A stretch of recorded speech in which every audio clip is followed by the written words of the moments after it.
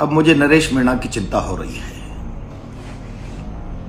समझ में नहीं आ रहा कि 332, 353 जैसे साधारण मुकदमे में एक व्यक्ति लगभग 6 महीने से जेल में बंद है। ऐसा लगता है जैसे कोई उसने राजस्थान में इससे पहले इससे बड़ा अपराध कभी हुआ ही नहीं हो। हत्या जैसे अपराधों में लोग जमानत पर आजाद घूम रहे हैं, अपराध कर रहे हैं। और मुझे इससे भी ज्यादा बड़ी चिंता इस बात की है कि आखिर मुख्यमंत्री ने एक उम्रदराज आदमी को उसके विश्वास को कहीं ठगा तो नहीं है। नरेश के पिताजी को बुलाकर बात करने वाला हूं। क्या आप मुख्यमंत्री जी से कहिए, अगर ये सब कुछ बहुत जल्दी नहीं होता है तो मुख्यमंत्री का असली चेहरा कि सद्भाविक वार्ता का मजाक, राजस्थान की परंपराओं का मजाक मुख्यमंत्री कितना सहजता से उड़ा देते हैं एक उम्रदराज आदमी के साथ की हुई चर्चा का। शहीद स्मारक के सामने आमरण अनशन बैठने के लिए कहूंगा और फिर देखते हैं। अब मुझे नरेश मीणा की चिंता हो रही है। समझ में नहीं आ रहा कि 332, 353 जैसे साधारण मुकदमे में एक व्यक्ति लगभग 6 महीने से जेल में बंद है। ऐसा लगता है जैसे कोई उसने राजस्थान में इससे पहले इससे बड़ा अपराध कभी हुआ ही नहीं हो।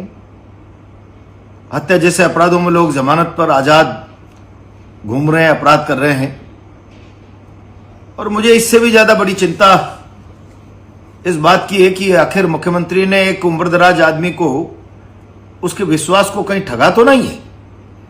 जैसा मेरी जानकारी में आया, मैं तो उस वार्ता का हिस्सा नहीं था, पर मैं जानता हूं राजस्थान की परंपराओं में कोई मुख्यमंत्री के साथ एक उम्रदराज व्यक्ति सद्भाविक वार्ता कर रहा है तो सद्भाविक वार्ता की कीमत लिखित वार्ता से और सशर्त वार्ताओं से ज्यादा होती है। ये समझने का विषय है।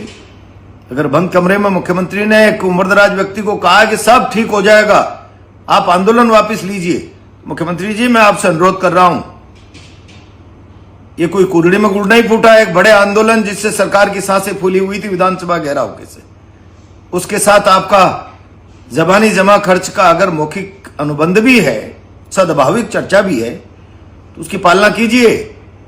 ये ब्रीच ऑफ ट्रस्ट है। एक उम्रदराज व्यक्ति के साथ आपने उसके विश्वास को ठगा है। राजस्थान की परंपराओं पर यह सवाल खड़ा हो जाएगा कि आखिर सद्भाविक वार्ता का जिसका महत्व लिखित वार्ताओं से ज्यादा है। आप भी सरपंच, मैं भी सरपंच, सब ठीक हो जाएगा।